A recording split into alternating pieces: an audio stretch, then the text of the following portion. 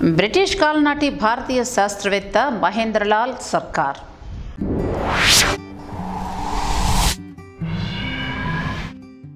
British Raj కాలంలో మన భారతదేశంలో పుట్టి పెరిగిన శాస్త్రవేత్తలు ఎందరో చాలా రకాల ఘనకీర్తిని అందుకున్నారు. అటువంటి వారిని వెలుగులోకి తీసుకురావాలనేదే మా ఈ చిన్న ప్రయత్నం.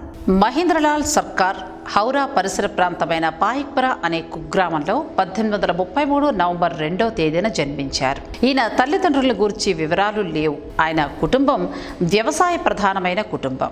తండ్రి 5 ఏళ్లకే మరణించగా తల్లి 9 ఏళ్ల వయసులో చనిపోయింది. తండ్రి చనిపోయిన తర్వాత ఆమె కొడుకుతో సహా కోల్కతాలోని సోదరుని ఇంటికొచ్చి నివసించింది. మహేంద్రుడు ముందుగా వంగ భాషలో చదువుటకు వీధి బడికి వెళ్ళాడు. అక్కడ పాఠాలు తొందరగా వంట పట్టించుకోవడంతో అతని సహచరులు అతనికి ఆంగ్ల విద్యను నేర్పించడం అవసరం అనిపించి అందుకు తగిన సహాయం కూడా చేశారు. బాబు తారకనాథుడి దగ్గర ఆయన ఆంగ్ల విద్యను అభ్యసించడం జరిగింది. ఆయన సాహచర్యంలో 1 సంవత్సరం పాటు మరెన్నో విషయాలను నేర్చుకోవడం కూడా జరిగింది. ఆంగ్ల భాషను అభ్యసించిన తదుపరి ఆయన హర్ స్కూల్లో 1840లో ఉచిత విద్య కోసం అడ్మిషన్ పొందారు. 1849లో ఆయన జూనియర్ స్కాలర్షిప్ పరీక్షను పాస్ అయి కోల్కతాలోని హిందూ కళాశాలలో చేరి 1854 వరకు చదివారు. ఆ కాలంలో హిందూ కళాశాలలో విజ్ఞాన శాస్త్ర అభ్యసనానికి సరైన వసతులు లేవు. ఆయన వైద్య విద్యను అభ్యసించుటకు కలకత్తా మెడికల్ కళాశాలకు బదిలీ అయ్యారు. కలకత్తా మెడికల్ కళాశాలలో ఆయన ఆ కళాశాల ప్రొఫెసర్లచే కొనియాడబడ్డారు కూడా. 2వ సంవత్సరం చదువుతున్నప్పుడు దృశ్య శాస్త్రంపై ఫెలో విద్యార్థులకు ఉపన్యాసం ఇచ్చట్లో ఆయనకు అవకాశం వచ్చింది. దీనిని ఆయన గౌరవప్రదంగా వినియోగించుకోవడం కూడా జరిగింది. ఆ కళాశాలలో ప్రతిభావంతమైన విద్యార్థిగా కొనియాడబడి అనేక స్కాలర్షిప్లు పొందారు. 1860లో ఆయన చివరి సంవత్సర పరీక్షల్లో ఉత్తీర్ణుడై వైద్యం, సర్జరీ మరియు మిడ్వైఫరీ రంగాలలో అత్యంత గౌరవ స్థానాన్ని పొందడం జరిగింది.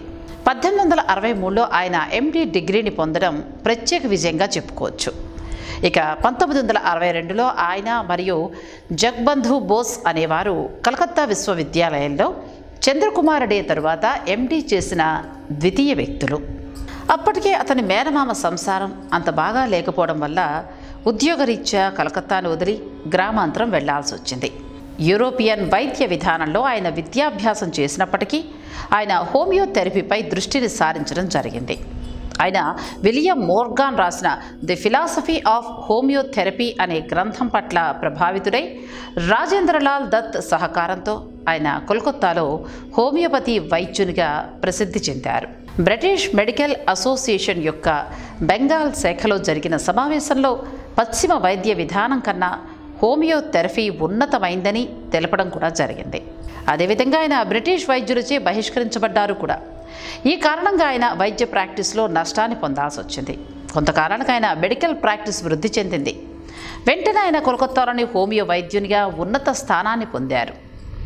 భారతదేశంలో మంచి వైద్యునిగా కొనియాడబడ్డారు కూడా. ఆయన కెరియర్లో ప్రఖ్యాత వ్యక్తులైన బకించంద్ర చటోపాధ్యాయ, తపస్వి రామకృష్ణ, త్రిపుర మహారాజు వంటి వారికి వైద్య సహాయాన్ని అందించడం కూడా జరిగింది. ఆ కాలంలో అంతంత మాత్రంగా ఉండే వైద్య పనిముట్లతో ఎన్నో అద్భుతాలను చేసిన ఈ బహుముఖ ప్రజ్ఞాశాలి నిజంగా గర్వించదగ్గ వ్యక్తే.